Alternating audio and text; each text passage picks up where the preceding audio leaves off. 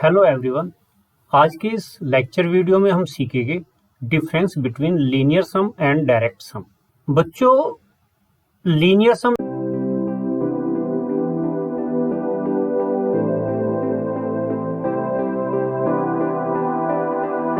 And direct sum के ऊपर बच्चे बड़े कंफ्यूज रहते हैं कि सर ये बताइए कि लीनियर सम और डायरेक्ट सम में क्या डिफरेंस है, जिससे कि हम आसानी से समझ सकें।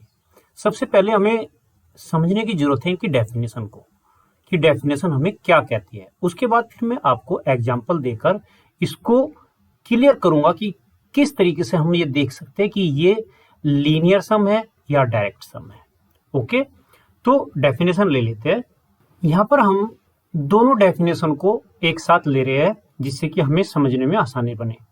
Linear sum of to sub species, यहाँ पर if W1 and W2 be two subspecies of the vector space V over a field F, then linear sum of its subspecies W1 and W2 is the set of all sums alpha plus beta।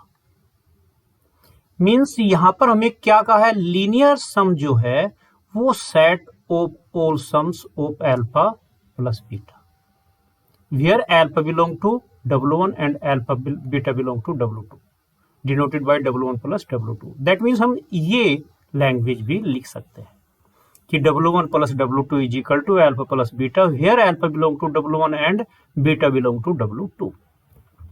तो यहां पर पहले ही decide किया उन्होंने कि linear सम हमारा एक नया सेट बनेगा। क्या बनेगा? सेट बनेगा। वो सेट किस प्रकार से होगा? जिसमें अल्फा प्लस बीटा की फॉर्म में वेक्टर बनेंगे और जिसमें से अल्फा W1 में होगा और बीटा W2 में होगा। That means this. ओके, यहां पर ये डिसाइड नहीं है कि ये जो W1 प्लस W2 बनेगा ये सबसेट ऑफ V होगा या W1 प्लस W2 जो होगा वो इक्वल टू V होगा। दोनों सिचुएशन हो सकती है, ये भी बन सकता है और ये फॉर्म भी बन सकता है। पॉइंट समझ में आया? हमारा सेट बनेगा W1 प्लस W2, लेकिन कैसा सेट बनेगा? वो V का सबसेट तो बनेगा 100%, क्योंकि सबसेट हम जानते हैं कि V स्वयं अपने आप का भी सबसेट कहलाता है। ठीक है, प्रॉपर सबसेट भी बन सकता है और इक्वल सेट भी बन सकता है, V के इक्वल भी आ सकता है W1 प्लस W2। अब हम बात करते हैं डायरेक्ट सम पर। देखिए यहां पर क्या कहा, if W1 and W2 be two subspecies of the vector space V over a field F, then the vector space V is called the direct sum। देखिए यहां पर वेक्टर स्पेस V को उसने क्या कहा, is called direct sum of its subspaces W1 and W2 and is denoted by W1 direct sum W2। Circle plus के through हमने direct sum को रिप्रेजेंट किया है, राइट।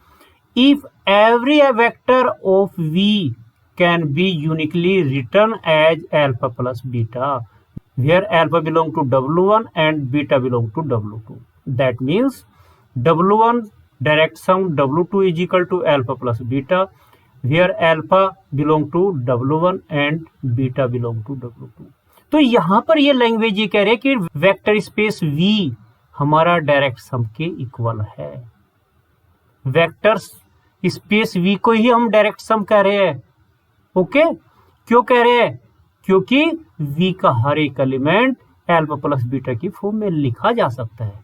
मींस ये हमारा इक्वल V ही होगा। एक पॉइंट क्लियर हुआ?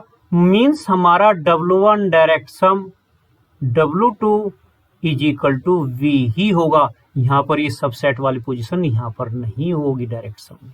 पहला पॉइंट। दूसरा उसने कहा यूनिकली एक्सप्रेस किया जा सकता है। यूनिकली जो भी वेक्टर आप V में से लेंगे वो यूनिकली एक्सप्रेस होगा। मींस अगर मैं V में से V वेक्टर लेता हूं तो ये V सदैव हमारा अल्फा प्लस बीटा की फॉर्म में ही लिखा जाएगा। हम इस V को कभी भी alpha dash plus beta dash की फॉर्म में नहीं लिख सकते, एक ही जैसी फॉर्म होगी। यहां पर पोजीशन हो सकती है कि अगर हमने V बिलोंग टू V लिया है तो ये v ऐसा हो सकता है कि अल्फा प्लस बीटा की फॉर्म में भी लिखा जाए, और ये भी हो सकता है alpha dash plus beta dash की फॉर्म में भी लिखा जाए। ये अल्फा किस में बिलोंग कर रहा है, W1 में, और बीटा बिलोंग किस में कर रहा है, W2 में। यहाँ पर इस केस में ये W1 में बिलोंग कर रहा है और ये W2 में बिलोंग कर रहा है। ये v यहाँ पर 2 फॉर्म में लिखा होगा, लेकिन यहाँ पर ये केवल और केवल एक ही फॉर्म में लिखा जाएगा। अब मैं आपको एक ऐसा एग्जाम्पल दूंगा जिसमें आप ये डिसाइड करोगे कि हमारा किन किन सब स्पेसीज को सम करके हम लीनियर सम बना सकते हैं और किन किन सब स्पेसीज को सम करके हम डायरेक्ट सम बना सकते हैं। ओके, तो लेते हैं नेक्स्ट पेज पर। यहां पर मैं ये एग्जाम्पल नोट किया हुआ है। v हमारा 3 टपल वेक्टर रखता है x y z belong to field. W1 वो हमारा x1, 0, 0 की फॉर्म रखता है, जो वेक्टर इसके अंदर होंगे वो इस फॉर्म के होंगे, x1 belong to field. W2 x2 y2, 0, जहां पर हमारा x2 y2 belong to field, ये हमारा इस फॉर्म के वेक्टर रखता है। W3 हमारा दिस फॉर्म के वेक्टर रखता है, 0 y3 z3 belong to field.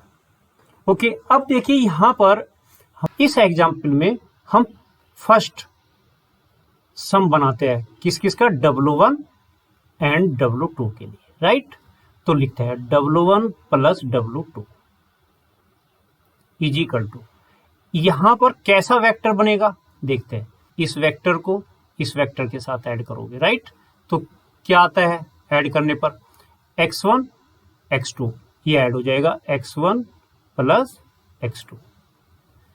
0 y2 के साथ ऐड हो जाएगा तो y2 आ जाएगा, 0 प्लस 0 तो 0 आ जाएगा। ये हमारा ट्रिपल वेक्टर बना, और x1 x2 y2 सभी किस में बिलोंग करेंगे, फील्ड के अंदर बिलोंग कर रहे हो। ओके, अब देखो ट्रिपल वेक्टर है, लेकिन इस वेक्टर का थर्ड एलिमेंट 0 है, जबकि v के अंदर x y z की फॉर्म हो सकती है। मींस जो v होगा वो हमारा इस टाइप से होगा, 1, 2, 3, ऐसा भी होगा उसमें एलिमेंट, 1, 2, 0 ये भी हो सकता है उसमें एलिमेंट, 1, 2, 4 ये भी हो सकता है उसमें एलिमेंट, 2, 4, 3 ये भी हो सकता है उसमें एलिमेंट, 4, 3, 0 ये भी हो सकता है उसमें एलिमेंट, एंड सो सभी हो सकते हैं जितने भी पॉसिबल हो, राइट। अब देखो यहां पर ध्यान दीजिएगा, पॉइंट को समझना है बेटे। ये W1 प्लस W2 इस फॉर्म का वेक्टर बना रहा है, इस फॉर्म का वेक्टर बना रहा है। देखो x1 plus x2 y2, 0, right. तो हम ये कह सकते हैं कि इसका हर एक एलिमेंट v के अंदर बिलोंग करेगा, राइट। और वो ये या एक्स्ट्रा कुछ और भी फॉर्म में हो सकते हैं, क्लियर। लेकिन हमें ध्यान रखना है कि इसका तीसरा एलिमेंट हमारा कैसा है, 0 है। तो इसका मतलब ये हुआ कि W1 प्लस W2 हमारा सदैव सबसेट ऑफ V ही रहेगा। अर्थात ये क्या है, V W1 plus W2 proper subset of V है, क्लियर। तो ये हमारा कभी भी डायरेक्ट सम नहीं हो सकता, ये सम कैसा है, लीनियर सम है, ये है हमारा लीनियर सम। ओके, पॉइंट क्लियर हुआ। अब हम बात करते हैं सेकंड पॉइंट पर। अब हम W1 एंड W3 पर बात करते हैं। अगर हम W1 प्लस W3 को ऐड करें तो हमारे पास क्या फॉर्म बन के आती है, इसको चेक करते हैं। ये W1 है और ये W3 है, तो यहां पर हमने यूज किया तो x1, फिर 0 प्लस y3 तो y3 आ जाएगा, फिर 0 प्लस z3 तो z3 आ जाएगा। Okay, such that x1 y3 z3 belong to field. अब हमें ये देखना है कि क्या ये W1 प्लस W3 लीनियर सम है या डायरेक्ट सम है। सबसे पहले ये देखो कि V के कैसे एलिमेंट इसमें लाई कर रहे हैं। हमने देखा 1, 2, 3 हो सकते हैं, 1 2 0 ये भी हो सकता है, Z3 की वैल्यू क्या हो जाए, 0 हो जाए, इसको भी मैच कर सकता है ये। 1 2 4 ये भी हो सकता है, 2 4 3 ये भी हो सकता है। मतलब ये कि हमारा जो W1 प्लस W3 है ये हमारा इज इक्वल टू V है। ये पॉइंट तो क्लियर हुआ, clear. W1 plus W3 V है, लेकिन ये डायरेक्ट सम है या लीनियर सम है ये हमें पता करना है। तो इसको पता करने के लिए, इसको फाइंड आउट करने के लिए हमें किस मेथड का अप्लाई करना है वो सीखो। ओके, हम क्या करेंगे, हम यहां से V में से एक एलिमेंट लेंगे। मींस हमने सपोज किया कि V is equal to x y z belong to V। Okay, alpha को हमने लिया x1, 0, 0। बीटा को हमने लिया 0, y3, z3। देखो ये अल्फा किस में बिलोंग कर रहा है, W1 में, और ये W3 में। ओके, हमने लिखा V is equal to alpha plus beta.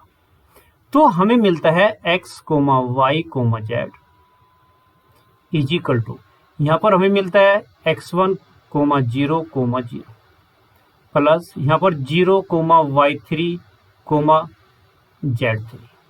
Okay, अब पॉइंट को समझना है बेटे, वेरी इंपॉर्टेंट पॉइंट यहां पर आ जाता है। देखो अगर मैं x, y और z की फॉर्म में x1, y3 और z3 की वैल्यू फाइंड आउट करूं तो वो कर सकता हूं, क्लियर।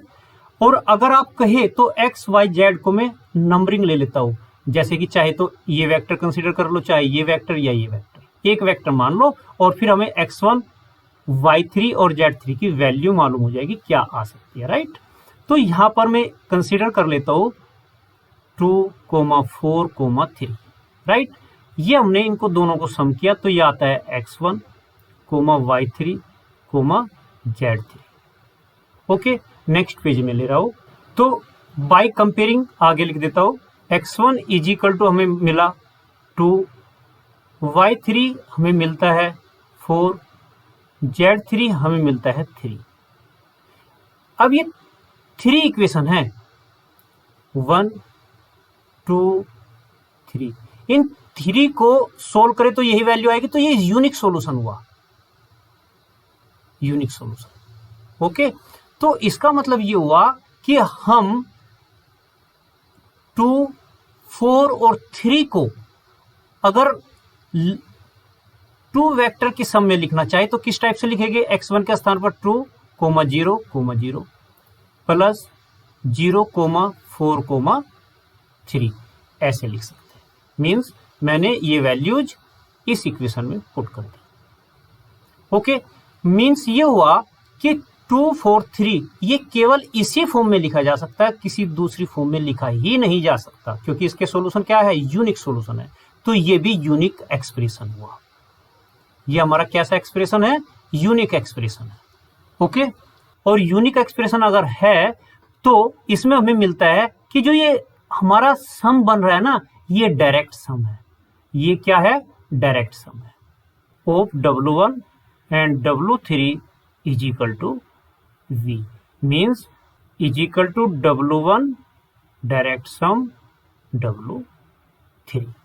तो हमें समझ में आ गया कि हमारा W1 और W3 के बीच में कैसा सम बन रहा है, डायरेक्ट सम बन रहा है। ये कैसा सम होगा, डायरेक्ट सम होगा, तो आप इसको ये सिंबल लगा सकते हो। ओके, पॉइंट क्लियर हुआ। आपको ऐसे ही क्वेश्चन आते हैं कि W1, W2, W3 में बताइए किन किन सब स्पेसीज को लेकर डायरेक्ट सम बनता है, किन किन को लेकर लीनियर सम बनता है। ओके, तो हमने यहाँ पर पहला फर्स्ट देखा W1 और W2 में कौन सा बना था, लीनियर सम। W1, W3 में कौन सा बना, डायरेक्ट सम। अब हम थर्ड पार्ट लेते हैं, W2 एंड W3। ओके, अब इनका देखते हैं W2 प्लस W3 कैसा सम होगा। पहले इनको ऐड करते हैं, उसी के बाद आगे बात करेंगे।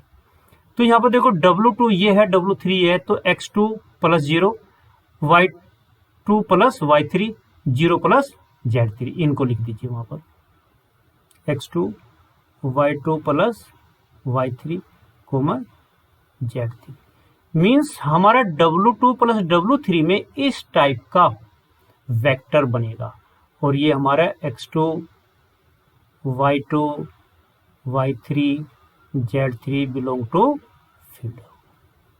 ओके, अब हमें ये चेक करना है कि ये डायरेक्ट सम है या क्या है। देखो 3 फॉर्म जो वेक्टर बड़ा 3 एलिमेंट के थ्रू बन रहा है, तो इसका मतलब ये तो पक्का है कि W2 plus W3 is equal to V के है। लेकिन ये सम जो है हमने लिया है, ये डायरेक्ट सम है या लीनियर सम है, ये चेक करना है। तो इसको चेक करने का वही तरीका है जो मैंने आपका इस फॉर्म में यूज किया, यहां पर ये यूज किया। क्लियर? V कंसीडर करोगे, अल्फा कंसीडर करोगे, बीटा कंसीडर करोगे, राइट? तो चलो करते हैं। Let V is equal to, अब मैं सीधा ले लेता हूं, ये 2 4 और 3। Clear? Belong to V। Alpha ले लीजिए x2 comma y2 comma 0 belong to W2। Beta ले लीजिए 0 comma y3 comma Z3 belong to W3। हमने लिखा V is equal to alpha plus beta. Next page लेते हैं। V is equal to alpha plus beta, यहाँ पर V है 2 4 3, alpha है हमारा x2 comma y2 comma 0 plus 0 comma y3 comma Z3। ओके, इनको सोल्व करोगे तो x2 comma y2 plus y3 comma Z3 और ये 2 comma 4 comma 3। By comparing, twice is equal to x2 y2 plus y3 is equal to 4, 3 is equal to Z3। ये हमारा first equation, ये second equation, ये third equation. Okay, इनका अगर हम solution देखें तो ये यूनिक सॉल्यूशन नहीं है। क्यों नहीं है? ध्यान दीजिए, हमने यहां पर देखा एक तो x2 इज इक्वल टू हमें क्या मिला, ट्वाइस, एक हमें Z3 इज इक्वल टू 3 मिल गया, लेकिन y2 plus y3 equal to 4 मिल रहा है, y2 plus y3 is equal to 4 मिल रहा है। तो यहां से कई केस बन सकते हैं। कैसे?